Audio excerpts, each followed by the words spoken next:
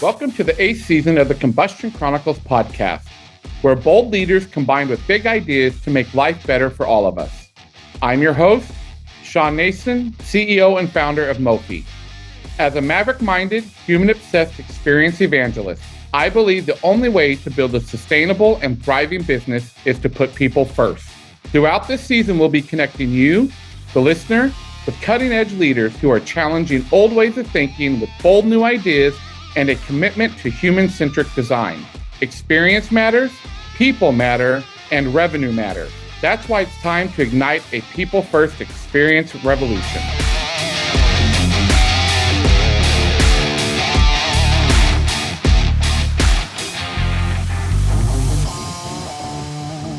My guest today, Ali Jawin, is on a mission to demystify the processes that drive marketing success.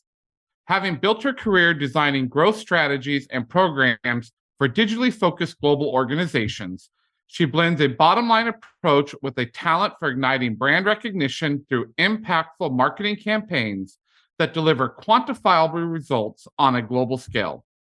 Ali is currently Vice President of Global Marketing for the RepTrek company, where she's responsible for scaling the organization's global footprint and go-to-market strategy. She has deep expertise that spans growth marketing, marketing automation, and customer acquisition for both B2B and B2C organizations. Welcome to the Combustion Chronicles, Ali. Thank you so much for having me. It is so fun to have you on the podcast.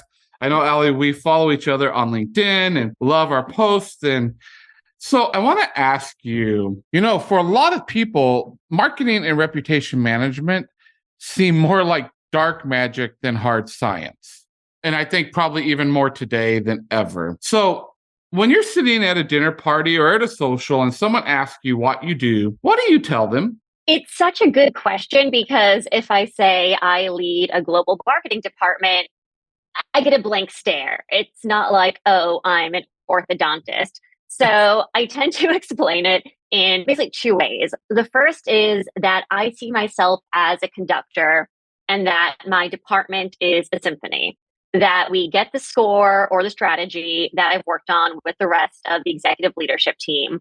And then it's my job to go make sure that my department executes everything as they should be. And I'm going to really torture this analogy, but let's say that like creative is the strings and operations are the winds. Clearly, I don't know enough about music, but they all have to work together at the same time. And one of the things I love about marketing is that it is so collaborative. Forget working with other departments, which they absolutely have to do to be successful because marketing touches every single part of the organization. Get a good marketing campaign off the ground. I need to make sure that every person, every resource, every dollar is playing the same tune at the same time when they're meant to be, that people get their opportunity to shine. So I guess that's more on the management side. But the other thing I like to do, or I do, and it sounds so simple, but is actually a lot harder, is use data to make decisions. Because while it seems that so much of marketing is dark magic, in so many areas, especially anything digital, there's actually the metrics there. If anything, I think marketers need to do a better job about not being afraid of math. Because to be fair, no one went into marketing to do math. I, as one of the many people who eventually ended up in marketing, went there because I didn't think I need to do math. I was bad at math. It turned out I was just bad at calculating math, but there's Excel for that. But basically using all of the data, I know if they just told me that in school, I would have had a very different career. I just can't get to the number. But if you give me the right numbers, there's so much about marketing or like I say, there are only two things that are really hard about marketing: knowing what to do and then executing on that. But we generally have the data if we're not afraid to look at it to tell us what the right thing to do is. And then there's my orchestra that I have to conduct to get it there. But really using data to make smart decisions. I love that analogy. I'm a musician. So that was my first career. So I love that analogy, and I love how you brought it together because I don't know that I've ever heard it put that way. So thank you for that so much. So let's dig a little bit into your personal experience. Yeah. So at Mofi, we talk about this thing called the experience ecosystem. Our listeners are very familiar with it. I talk about it a lot.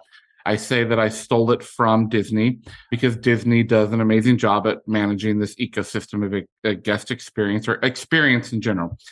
And, too many organizations, there's really this big gap between brand, as you know, brand management and actual experience that people are having. So in your opinion or in your advice, how can leaders close that gap? Because I'm guessing the answer isn't just to do more marketing. The answer is almost never to do more marketing. And I say that, or not just to do more. I really am glad you asked that question because in rep track, we would actually say that you're talking about the difference between brand and reputation. Because reputation as a word, I don't know. When I hear it, I think of, a Jane Bonnet, BBC, PBS drama with people in top hats and petticoats. But really, when we think about reputation, it's that your brand is the promise that you make. And your reputation is that people actually think you're living up to that promise, really your experience. So that disconnect is that you as a company are saying we're X, Y, and Z, but the public is saying, yeah, I don't buy that. And the only way you can really cross that bridge is to, first of all, know where are you falling short? What are you putting out there into the market that isn't being seen as reliable? Are you not being seen as trustworthy? Are you not being seen as a good employer? And even further, why not? Are you not hiring fairly? Are you not compensating fairly? Would people welcome you to their neighborhoods? Unless you know where you're falling short, you're just going to do more. So I'd say the first thing you need to figure out is where is that disconnect? And there are bunches of ways that you could get there. I promise I'm not going to pitch, but find out where that is and laser focus there. Just spending more brand awareness dollars. And trust me, I love a good brand awareness campaign. That's not going to make the difference. People feel the lack of connection when there's a promise of a brand that's been broken. Find out where that gap is. And it could be it's a communication problem. Maybe you actually, let's say people don't think you're being a fair employer, that you're not working hard enough to reduce waste within your company. Maybe you're actually doing an amazing job and you're just not communicating that. In this world, perception is reality. So you need to find out where that disconnect is before you can solve it. Otherwise, you're just going to spend money, bandwidth, effort, and not fix that. Okay, so let's take that down even a level farther. So what would you say that industries might learn from your industry around this whole concept? I would say that you are not communicating anywhere near enough. And on the off chance that you are you communicating in the way that people are going to listen? Because one thing I always even need to say to my company and anyone in my industry is that pre-COVID, people had the attention span of a goldfish. I don't know if there's anything less than an attention span of a goldfish, but whatever it is, that's where we are now post-COVID. Whether we like it or not, TikTok has influenced how we want to receive content. So you can't just put out a press release and expect people to read it, or you can't do one digital ads. You need to be constantly communicating everywhere because you see one positive article per se on your company doing X, Y, or Z. People will forget it. They need to see that again and again. If you're going to be sticky, you need to keep on communicating on the channels and in the language and never stop, because the second you stop, another company is going to come in there, probably your competitor. And it's this constant stream of communication. Also, no one's going to open every email. No one's going to see every tweet. They're going to come in and out. So having that constant stream of consistent communication. I'd say the other thing is that it has to be authentic. One brand that I think has done a really good job right now is Kellogg's. Kellogg's, really traditional brand out there. So for them to look more innovative, what were they going to do? Instead, they leaned into the new trend of plant-based and leaning away from animal products. And they said, we were the original plant-based company. So leading into that authenticity, their tradition to show this new trendy area, as opposed to trying to be someone who they weren't. So authenticity, such a buzzword. But on the other hand, people can sense if it's false. They know. So finding a way to communicate that's authentic and true to who you are is really important. I hope our listeners were taking notes there, because there were some great jewels and nuggets that you gave us. So let's go to your personal journey, because I believe that most successful people in industry will bring their whole selves to work. And you've got a PhD, we didn't even talk about this in your bio, in philosophy, and you're a classically trained ballet dancer. What role does that background play into your success today? So much. So I grew up as a ballet dancer. I danced professionally for an opera company at Lincoln Center. And more than anything, it taught me grit because ballet is so hard. It is so punishing physically or mentally when you're a teenager. And the show always must go on. It does not matter if you don't feel like going to practice or if you don't feel like going to rehearsal. You might be exhausted. You might be on stage and your point shoe is filling up with blood, but that show is going on, the curtain's going up, so you're going to smile and you are going to make it happen. And there have just been so many times in my career where it's like, do I really want to do this report? But just sort of that determination of grit of I'm going to go sit here really has been so important. And, on an extra personal note, and I'm sharing this to partly spread awareness, 2 months ago, I was diagnosed with colon cancer. And I was incredibly lucky that it was caught early and I'm going to be completely fine. But, there is no cancer battle that is super fun or that anyone looks forward to. And in a week and a half, I have my first of two major life-changing surgeries, possibly chemo. And when everyone's like, well, how are you still running our global company kickoff, which starts on Monday? It's like, well, the show must go on.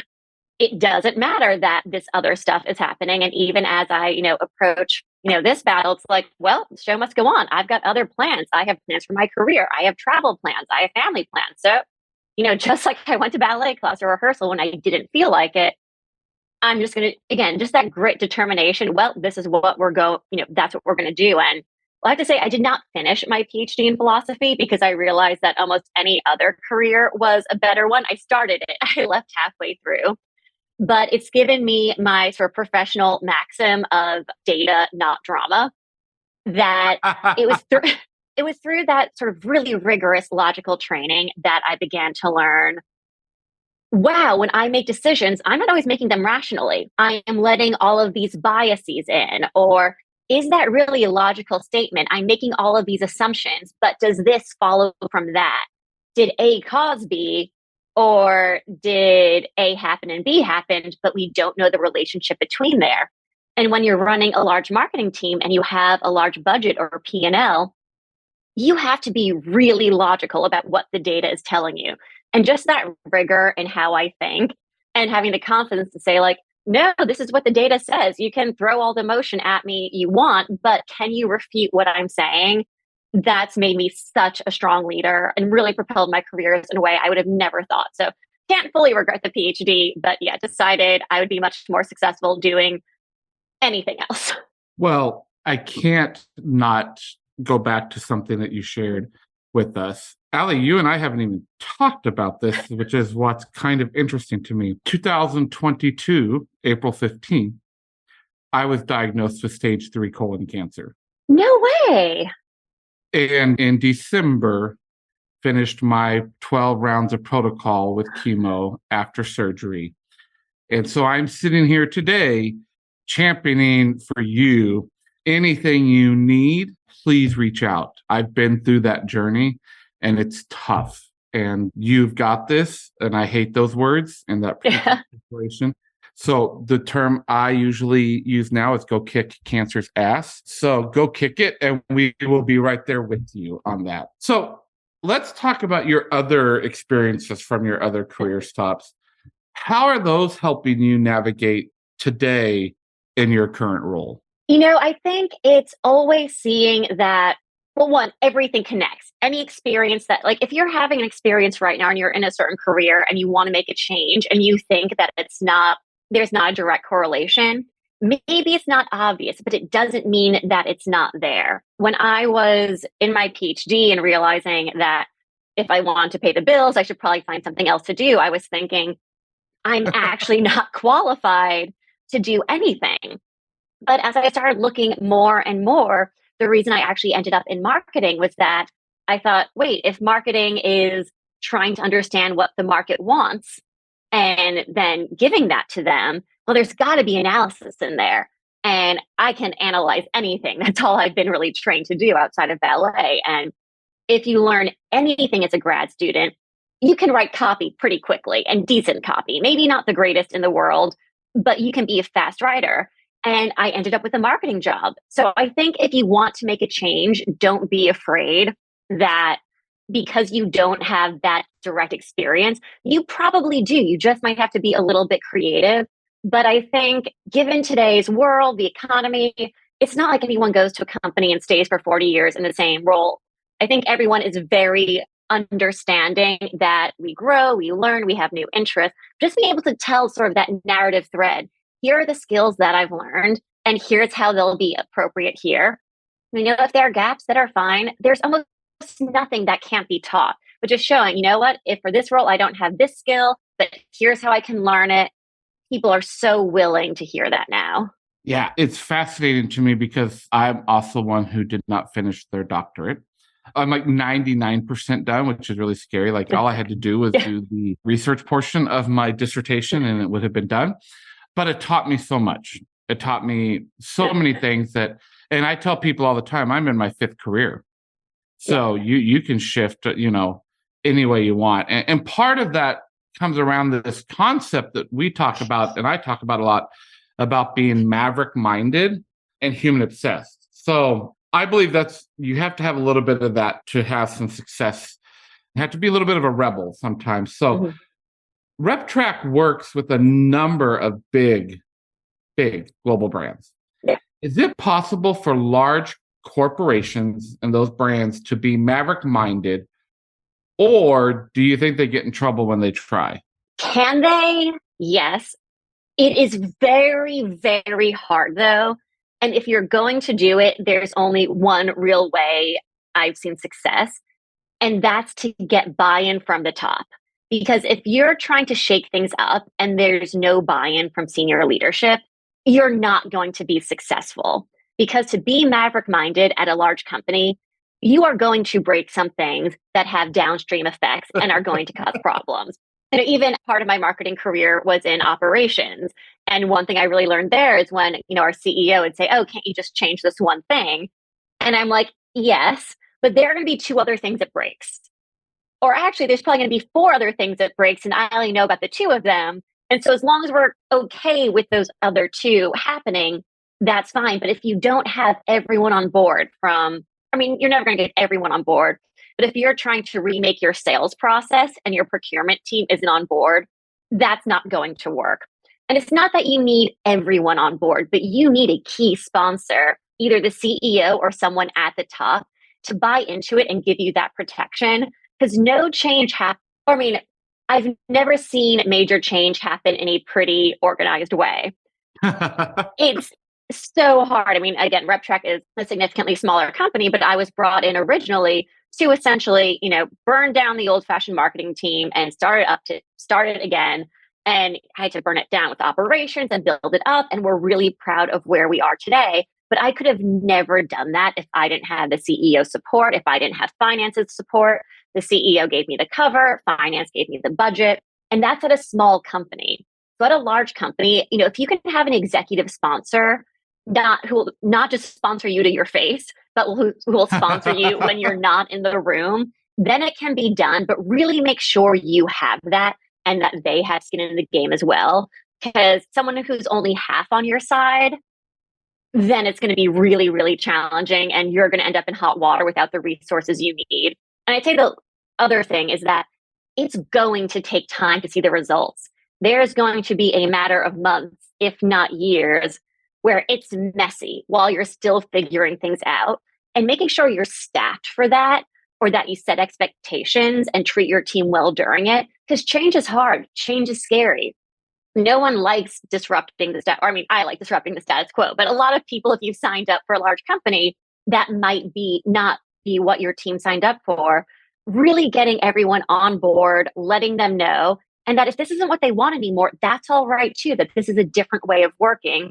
But being very clear and understanding that this is going to be hard, it is going to be messy, and get okay living there. And if you're not, then let's find you somewhere where you'll be happier. we use that line, disrupting the status quo. So I love it. So let's talk to the human obsession part, because as much as I love marketing and marketers, I do think sometimes that marketers get so caught in the data that they actually forget the human side of it. And so how might we create some more human obsession in the marketing industry, moving more towards qualitative, right, than the quantitative data? What's your thoughts? What's your opinion on that?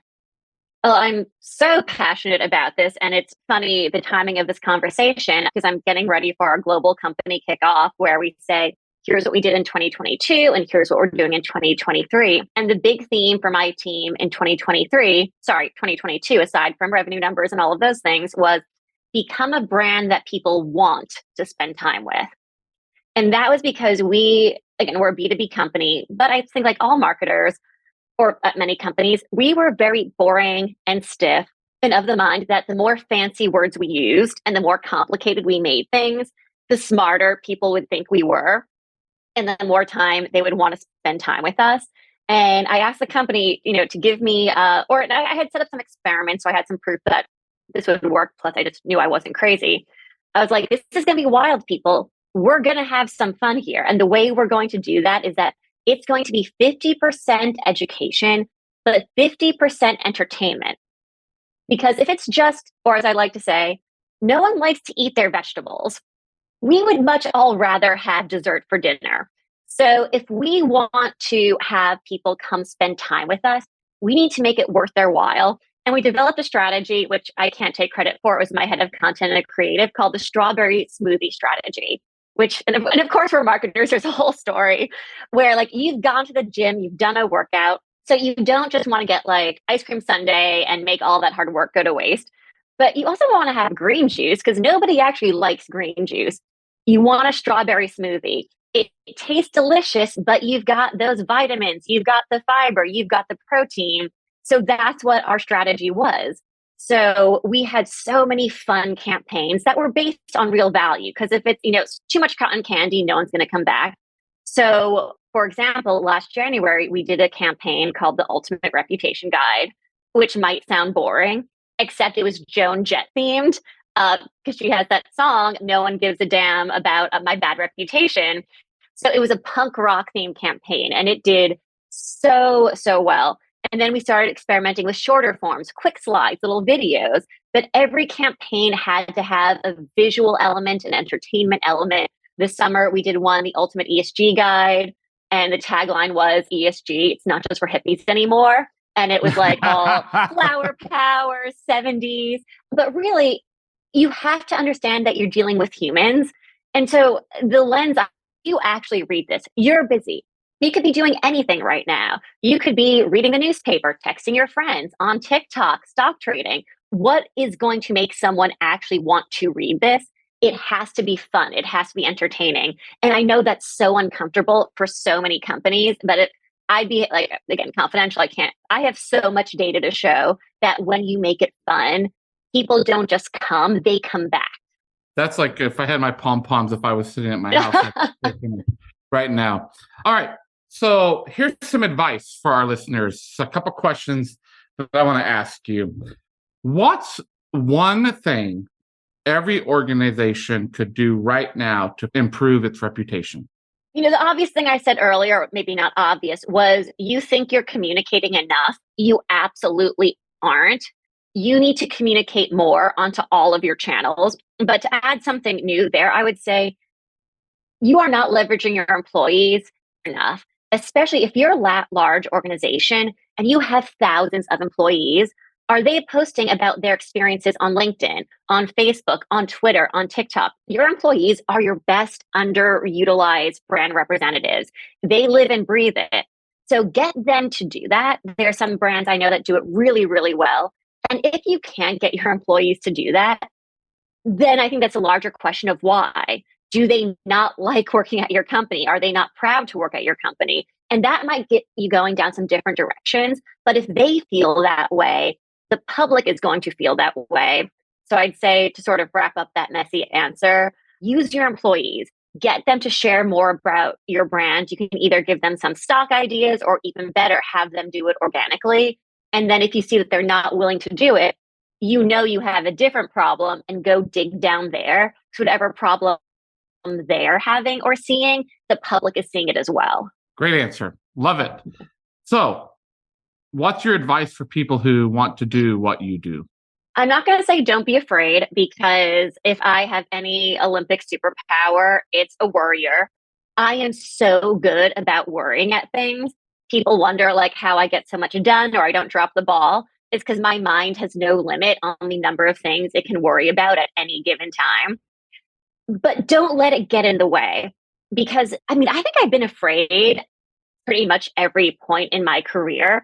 A really great moment was actually when I recently began at RecTrack. I had been hired to run half of marketing, demand gen, and then through COVID and a bunch of other things, I suddenly find myself running the other half of marketing, content, PR, social, creative, areas that, as I eventually thought I would get experience in, but didn't have at the moment. And voila, now you're responsible. That was terrifying. But you know what? The show must go on. So I sort of jumped into it. And making that jump from philosophy to marketing, didn't really know anything or didn't know the details, but okay, just sort of going into it anyway. I've had so many years in marketing, it's my interest. And there have just been so many times where I haven't done something before. And I've been absolutely terrified about that, but still did it anyway. So don't let your fear or lack of experience hold you back.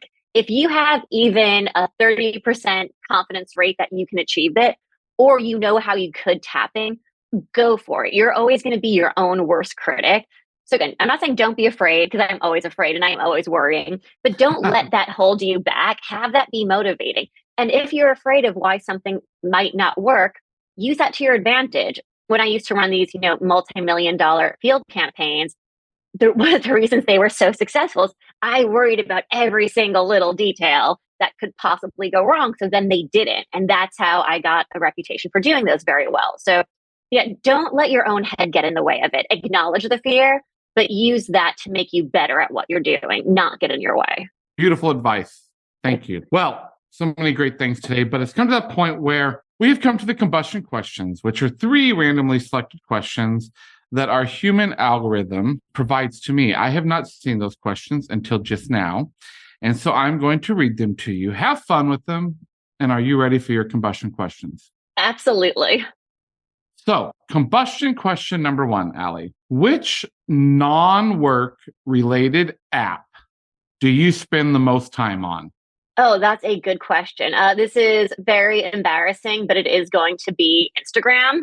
And here is why. Well, 1, it's the best way to keep up with friends, family, cousins. What's actually been really fun for me is that it's how I still follow the ballet world so carefully.